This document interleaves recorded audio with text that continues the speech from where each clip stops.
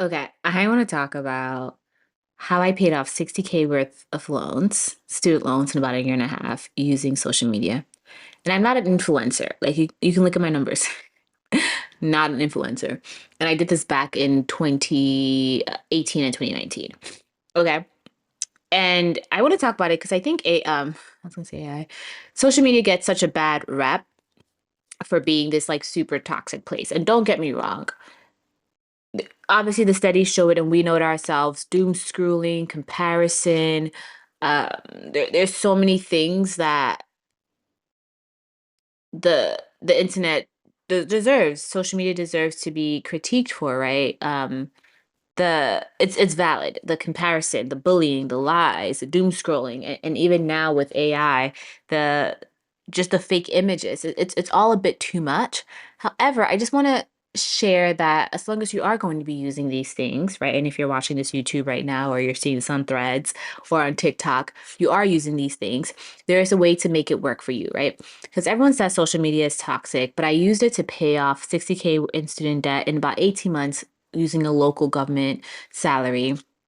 And I also use it to design a year-long sabbatical when I didn't like need anything, right? Because I'd use social media um to learn, right? And I didn't know anyone in my personal life, but social media helped me, right? So with that said, I want to share the idea of garbage in and garbage out principles, and the idea that most people are passive consumers and not intentional curators of their social media. That's why the whole rhetoric of it being such a trash tool is abundant, because if you're just allowing things to come to you, and especially when we use social media to escape, so many things can come across our phones, our computer screens. But if you use it as a little bit more intentionally, maybe something different happen, right? And then I also want to talk about envy versus curiosity when you're doing this, right? Um, so let me talk through these a little bit more. So garbage in, garbage out principle. So when we are doing anything in life, what you consume is pretty much what you're going to put out. So if you're consuming a ton of uh and I'm not coming for anyone, so no one sue me. But if you're consuming a lot of like Shade Room, if you're consuming a lot of right now there's a beef going on with like Cardi and Nicki and all this stuff, and that's what you're constantly consuming, that's where your brain is going to go, right? And that's where your brain is going to think through, versus if you're consuming other people who are teaching you something, right? Who are who have a lifestyle that you want, which leads me to my idea of eh, being envious or versus curiosity. So when we follow people, the way that they talk about their lives and they show their lives can their storytelling and our mindset impacts the way that we perceive things. So if they're telling their story and if you're perceiving in a way that's inducing any envy in you, I think it's fair to like step back. I think it's fair to say, you know what, like I do not need to be following this person, and step back. If there's any envy or jealousy or just really negative emotions that don't allow you to actually move forward and achieve what you're trying to achieve, let it go. If that same storytelling of that perceived life induces curiosity, then keep following them, right? So if you watch someone's life and you say, I wonder how they got that house. I wonder how they did that. I wonder how they paid off their debt. I wonder how they took a year off to travel the world when they're not millionaires or billionaires. Like all that. If it's curiosity that leads you forward, and if they also share information that allows you to even go down that path where they're open with that information, then keep following them. But if not, I actually really urge you to take some time and do an audit on your social media and kind of Marie Kondo it. Anyone who is not sparking joy, curiosity, any positive or inspiring aspirational feeling that allows you to get up and actually stop the scroll and go do what you said you were going to do so you can get closer to where you say you want to go, follow them.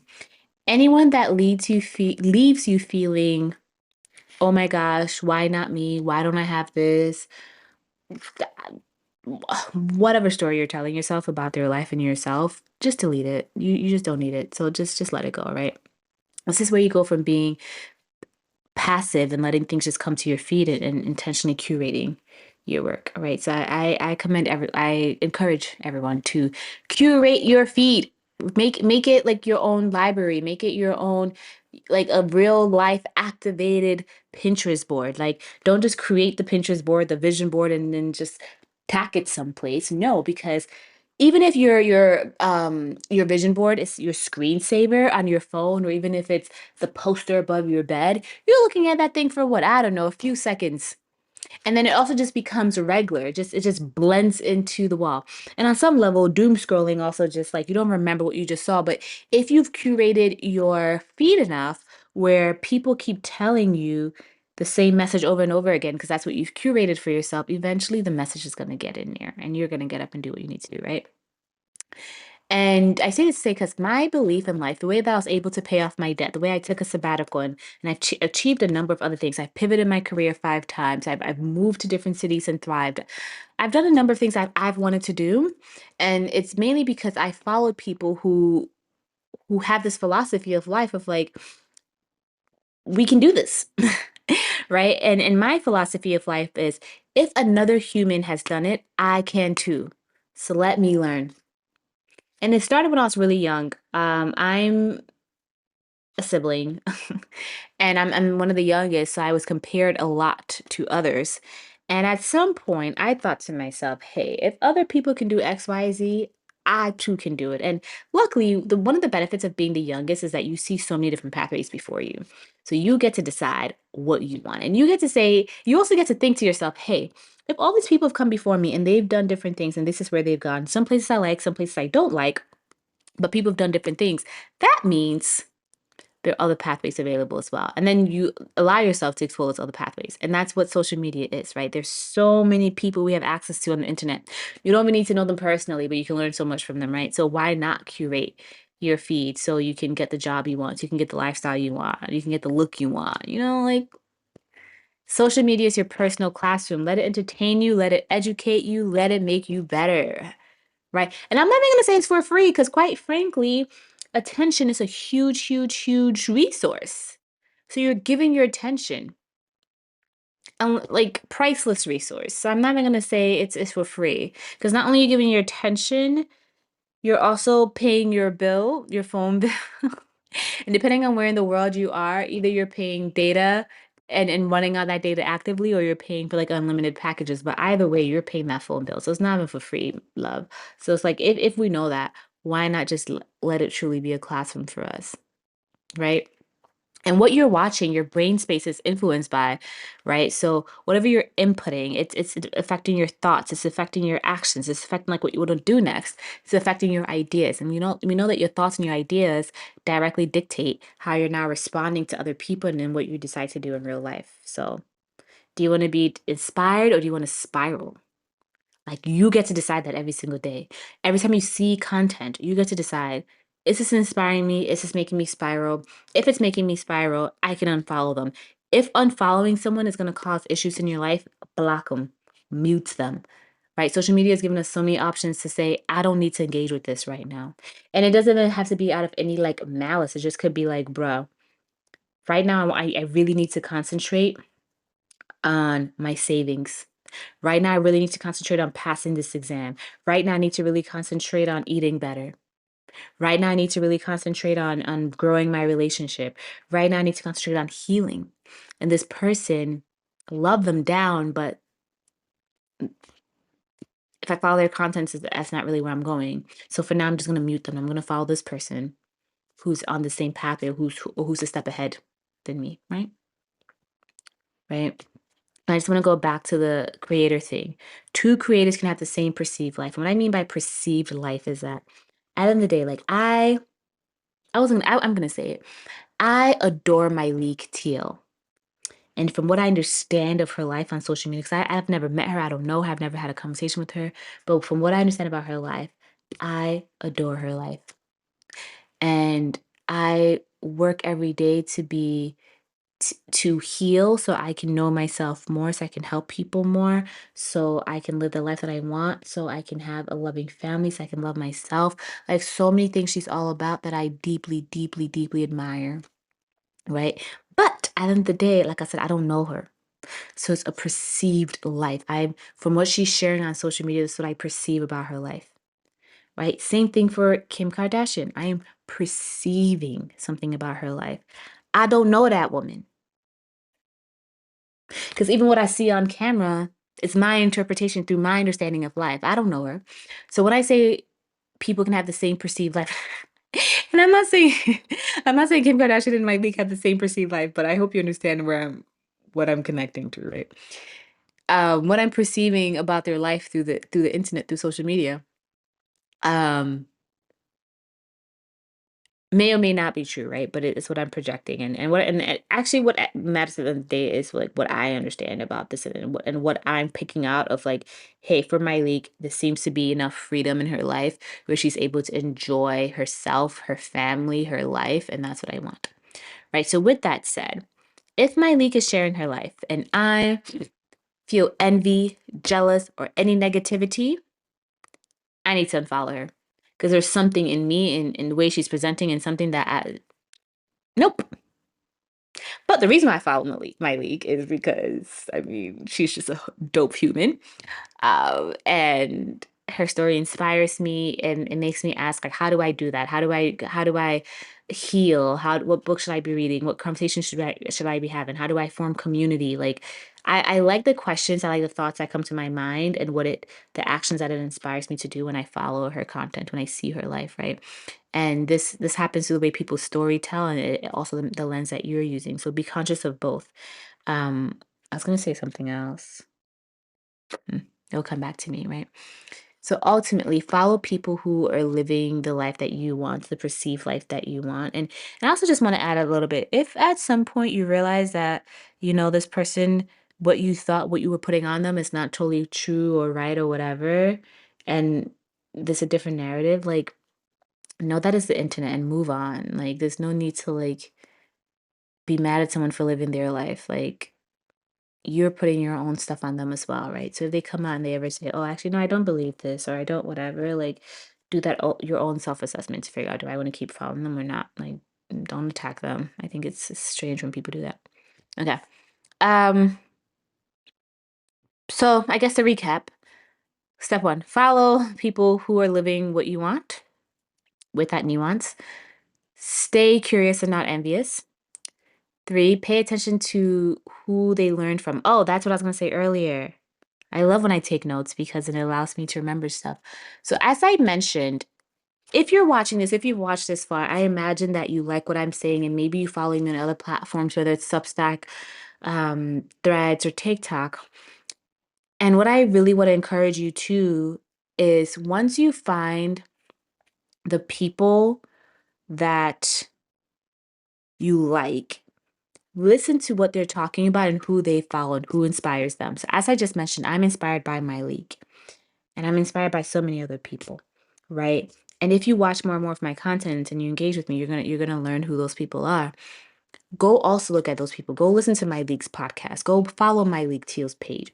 And what this does is that once you start understanding the people who influence the people that you are influenced by, you start to understand the patterns and the philosophy.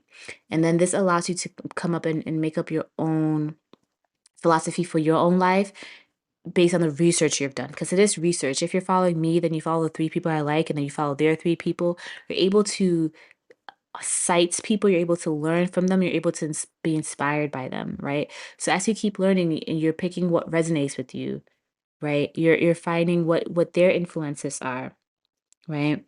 And as you keep going deeper and deeper, you find the source, you find the framework, and you realize that you've created a school for yourself. You've found what will make you move forward, and that deep understanding, that deep knowing in this season of your life, which will make it easier and faster to achieve your goals. Right? So you combine what you're learning with your lived experience, and that helps you propel.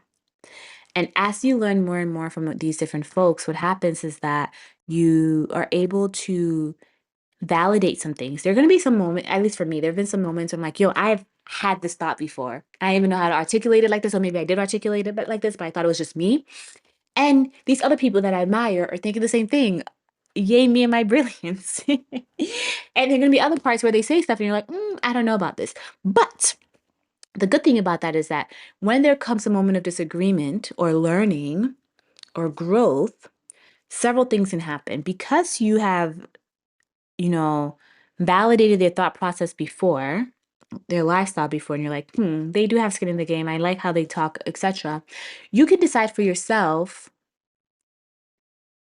hey, maybe I like other things that I maybe I like other things that they're saying, but this particular thing, miss me. I'm okay. And these are my reasons why. Or maybe it'll challenge you and it'll take you some time, but then you'll be like, yeah, you know what? It makes sense. It's up to you, right? Like that's the beauty of learning and free will and your own lived experience, right?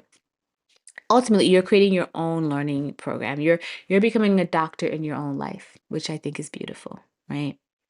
And as I mentioned, I've done this tactic or strategy, and it's helped me pay off my 60K worth of debt in 18 months when I graduated from grad school.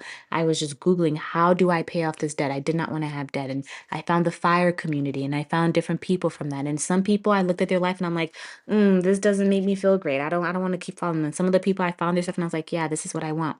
Same thing when I was thinking about taking a sabbatical. I was looking for people and I was searching for people who were looking, who showed me life that did not revolve around a 9 to 5, right? And it didn't revolve around like always proving something through my productivity. And that was really, really helpful. And when I was healing, right, like followed people like Kobe Campbell and Debbie Brown and Esther Perel, that like it's just beautiful when you use social media in a way that allows you to get close to the goals that you want, right? So once you do that and once you find your people, you can either go down the path and you can continue doing free learning, right? You follow these people, you learn from their quotes, you learn from their interviews, their podcasts, etc.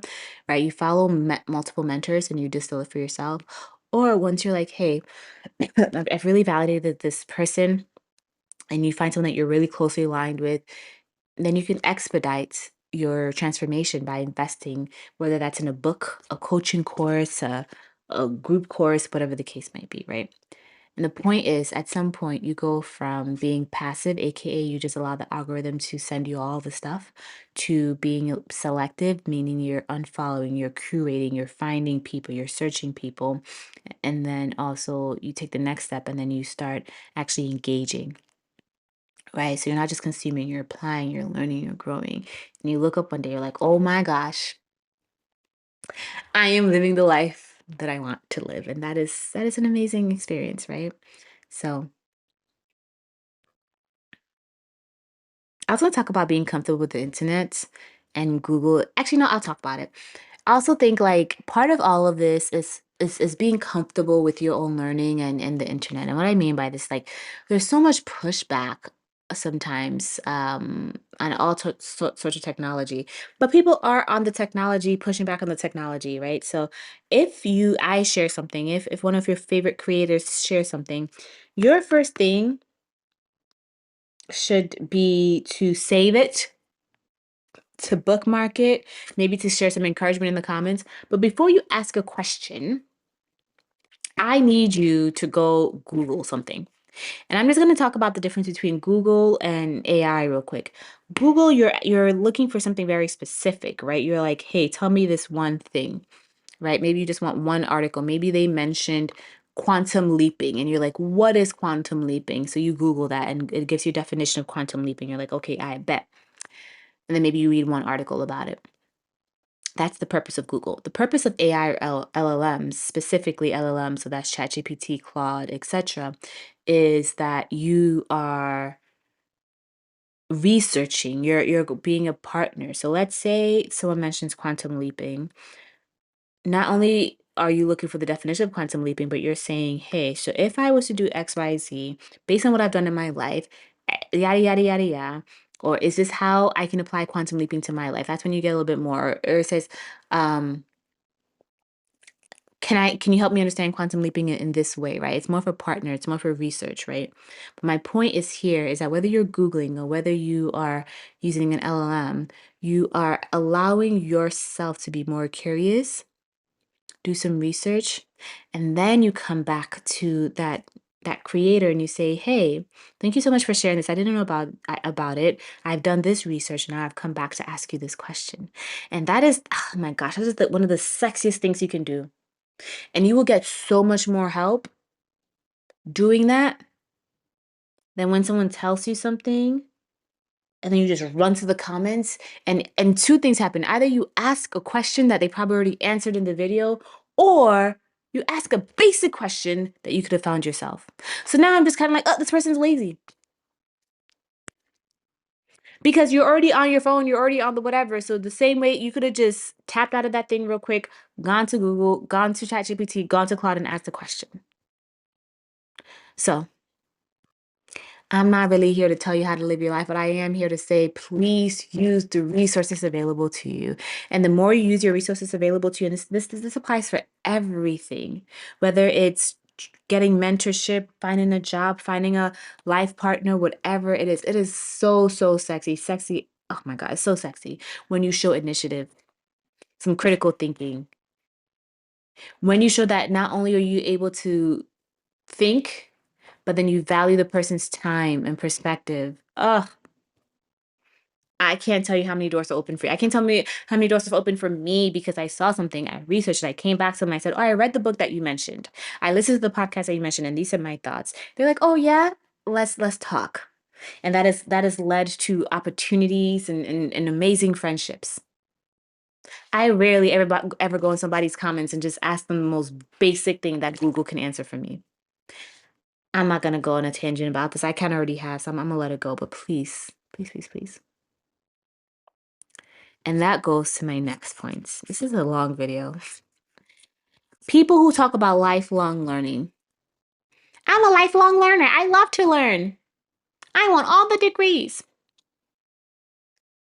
But then you're not actually practicing that. You're not asking questions, right? Because there's a difference between schooling and education, right? Schooling is like you have the paper to prove that, hey, I sat in that classroom, I took the notes, I did the multiple choice. That is schooling. Education, on the other hand, is asking questions. It's understanding that the world is your classroom.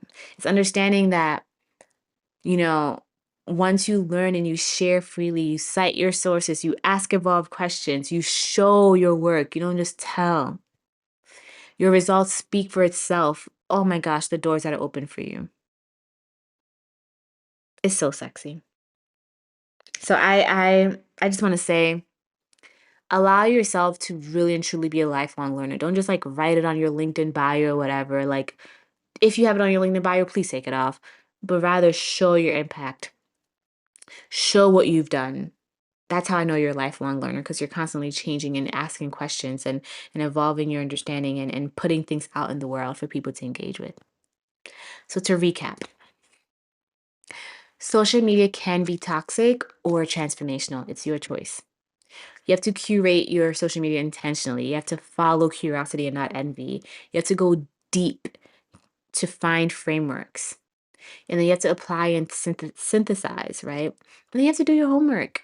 And once you do that, you just respect yourself more. You become undeniable, and you attract people in your life that you're just like, wow, right? Because your life results will just show how open you are to learning and to growing and to evolving. And who doesn't want to be around that energy, right?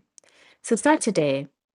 Look at who you're following and ask yourself, is this inspiring me or draining me? Then make one change. Unfollow that person, block that person, mute that person. And the person that is inspiring you, tell them that. Then do some research and maybe ask them a follow-up question, right? And then when you start seeing results, whether that's paying off debt, changing careers, designing the life that you want, come back and tell me. I want to hear your story. And if you need help with it, also let's have a chat, right? But like, life is abundance and there's so much life for you to live, but you have to participate in it. And social media is part of our lives. So allow it to help you along that journey.